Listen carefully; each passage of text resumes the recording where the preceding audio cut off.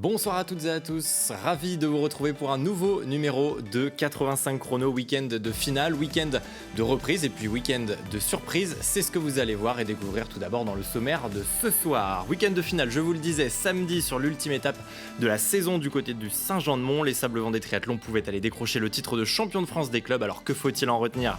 Réponse est bien dans quelques instants. Sur les parquets de basket, Chaland faisait sa rentrée en N1 vendredi soir, réception du stade toulousain pour les joueurs de Sébastien Lambert à Michel Vrignot. En football, place au troisième tour de la Coupe de France. Une trentaine de clubs vendéens étaient en lice. Nous avons suivi la rencontre entre le Montaigu Vendée Football et Chaland, l'un des clubs de N3 qui faisait son entrée dans la compétition. Et puis nous prendrons enfin la direction de la salle de l'Étoile en handball. Pouzauges accueillait Cherbourg. Objectif pour le PVHB, offrir une victoire à son public 16 mois après son dernier succès à la maison. Voilà pour le programme de ce lundi 16 septembre 2024. 85 chrono, c'est tout de suite.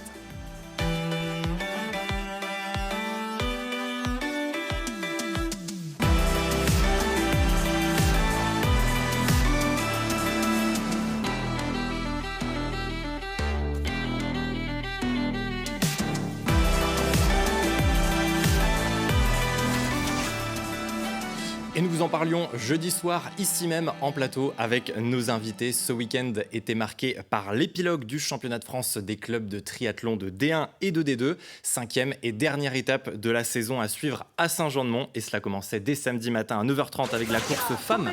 Initialement programmée à 9h, le départ a été reporté d'une demi-heure en raison de la température de l'eau jugée trop basse par les organisateurs.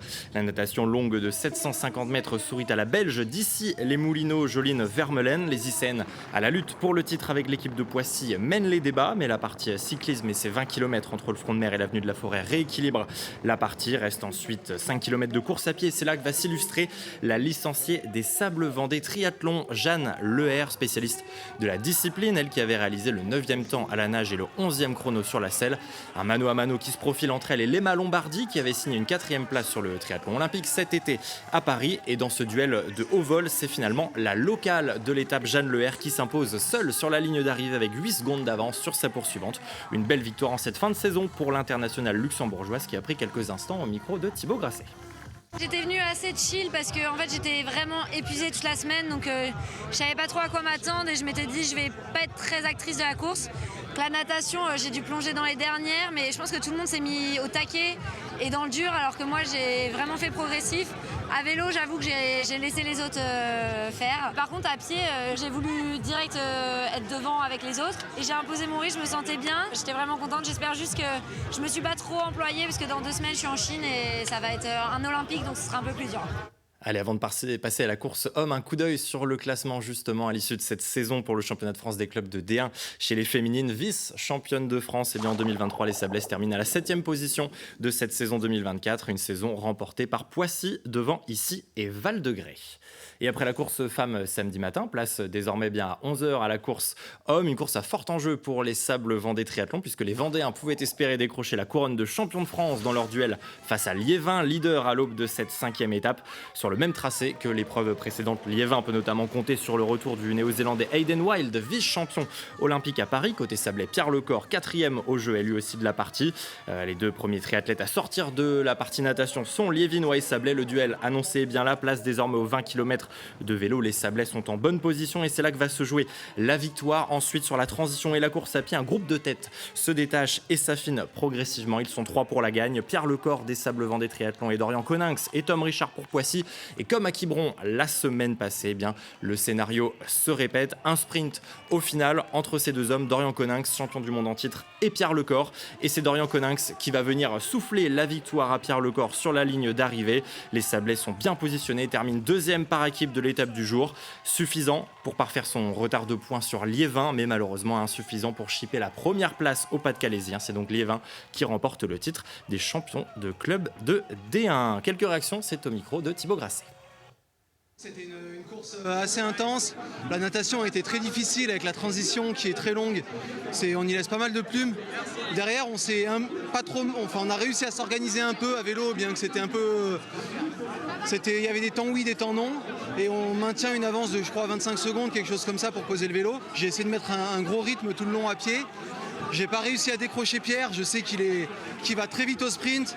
La dernière fois ça s'était joué à rien, cette fois ça s'est encore joué à rien. On sort quasiment tout le temps au coude à coude en natation, en vélo, on est plus ou moins placés ensemble. On sort toujours de la transition proche, on se suit en fait à la trace.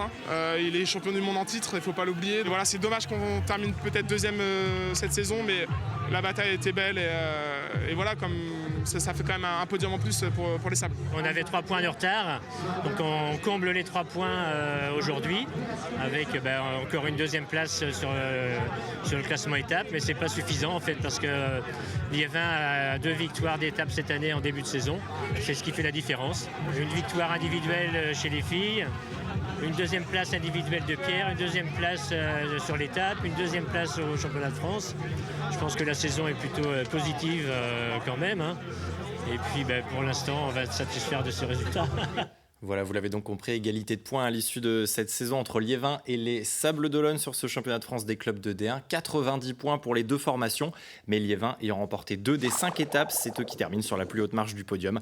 En bas de classement, Vitriol, Pontivy et Mont-Saint-Aignan sont relégués en D2. Et puis avant de refermer cette page de triathlon, un mot de ce qui se passait le lendemain du côté de Saint-Jean-de-Mont, puisqu'il s'agissait bien des championnats de France de paratriathlon, un paratriathlon qui s'est d'ailleurs transformé en paraduathlon, l'épreuve de natation ayant été annulée en cause d'une trop forte différence entre la température de l'air et celle de l'eau. Une épreuve remodelée et parmi les résultats, à noter la victoire de Gladys Lemoussu, 6e cet été sur l'épreuve olympique. La licenciée du Saint-Jean-de-Mont Vendée Triathlon est allée décrocher, tenez-vous bien, son 11e titre de championne de France dans sa catégorie des PTS 5, une victoire qu'elle a dédiée à sa maman, disparue cet été à la veille de son épreuve à Paris. Et puis aussi à noter la médaille d'argent pour Jean-Baptiste Richard qui devient donc vice-champion de France en PTS 7, lui qui est licencié au club de Saint-Jean-de-Mont.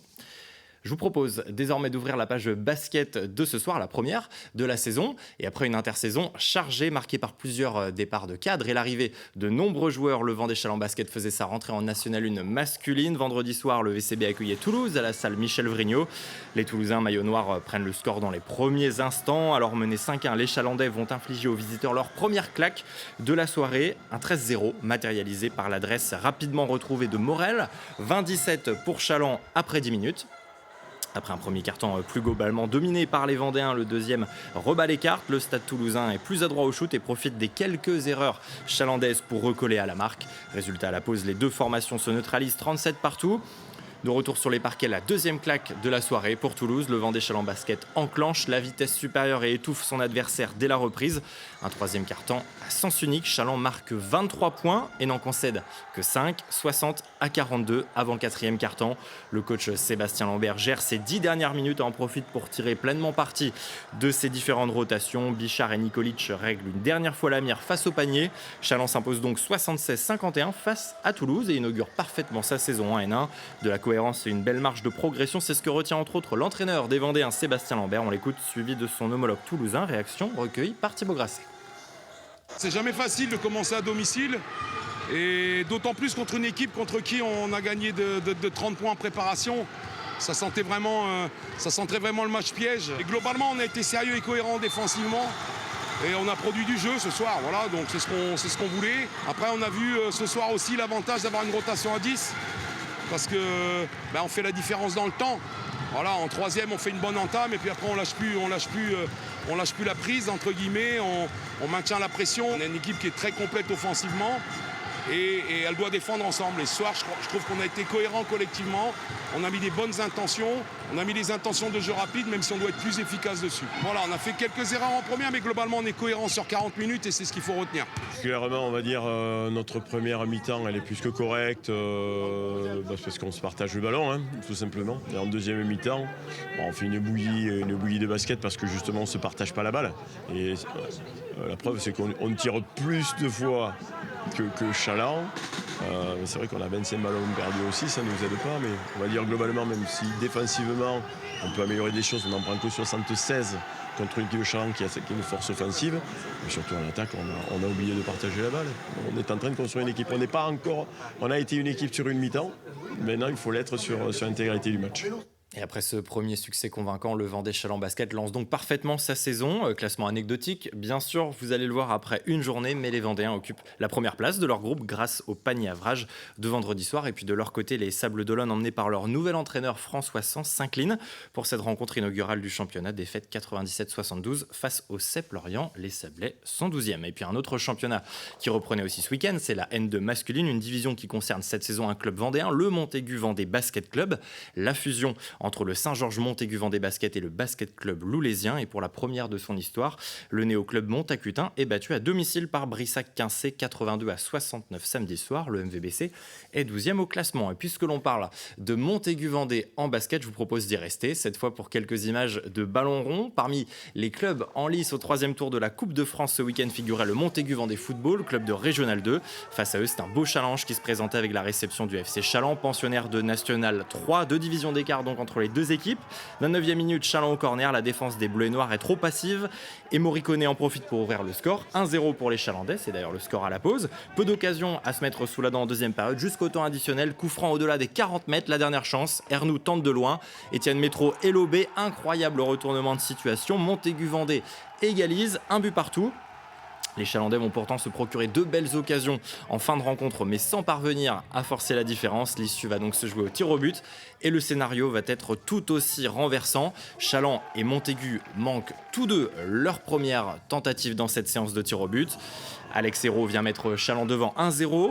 Deuxième tentative pour les Bleus et Noirs, toujours pas de but. Charpentier fait le break, 2-0 pour Chaland. Étienne Métro s'interpose de nouveau face au troisième tireur chalandais. L'affaire semble plier, mais Chaland, qui a alors 2 balles de match, va manquer ses 2 derniers tirs. Montaigu Vendée trouve enfin la solution et égalise à 2 partout. La mort subite se poursuit jusqu'au 11e tireur. Les gardiens, Kylian Martin, s'impose face à son homologue chalandais à la balle de qualif désormais au bout du pied. Le portier montacutain ne se prive pas. Expédié au fond, Montaigu Vendée s'impose 8-7 dans cette séance complètement folle et sera bien au rendez-vous du 4e tour de la Coupe de France. La réaction des deux coachs, c'est avec Cédric Manet. Un regard empreint de satisfaction et de félicitations pour les garçons parce qu'il fallait le faire et l'écrire. Je leur disais qu'il était rarement donné l'occasion d'écrire de belles pages de l'histoire d'un club. Je pense que là, c'est sortir une équipe comme Chaland, c'est une vraie belle performance.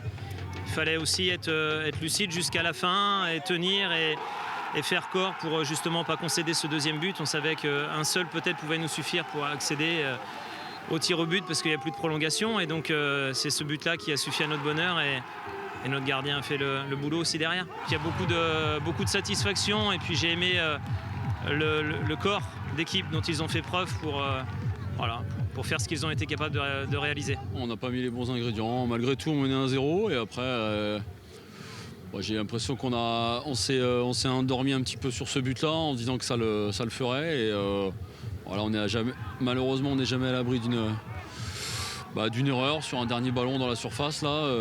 Effectivement, on se fait égaliser là-dessus. On avait eu quand même le bonheur d'être en avance sur les pénaltys et on réussit quand même à ne pas cadrer nos 2 derniers. On avait 2 balles de match, donc on va dire que la Coupe de France cette année n'était pas pour nous. À nous de nous réorienter sur un seul et unique objectif qui est le championnat cette année.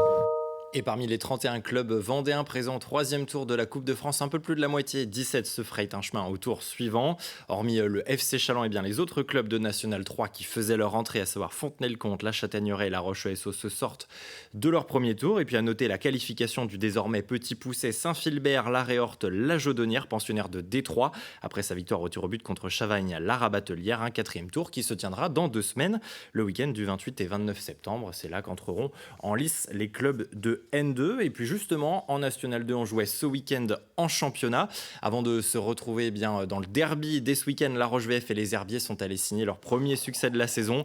Vendredi soir, le VHF est allé l'emporter 3-0 dans les Côtes-d'Armor face à Saint-Brieuc. Les Herbretais sont 10e. Côté lyonnais, samedi, les hommes de Frédéric Reculot s'imposent 1-0 sur le terrain des voltigeurs de Châteaubriand. 2 places de gagnées pour la Roche-VF. En revanche, le Poiré-sur-Vie a sombré lors de son déplacement à Blois. Lourde défaite, 5-0. Les Genoux retrouvent la zone rouge en 14e position. Chez les féminines, ce week-end s'ouvrait aussi le championnat de Détroit.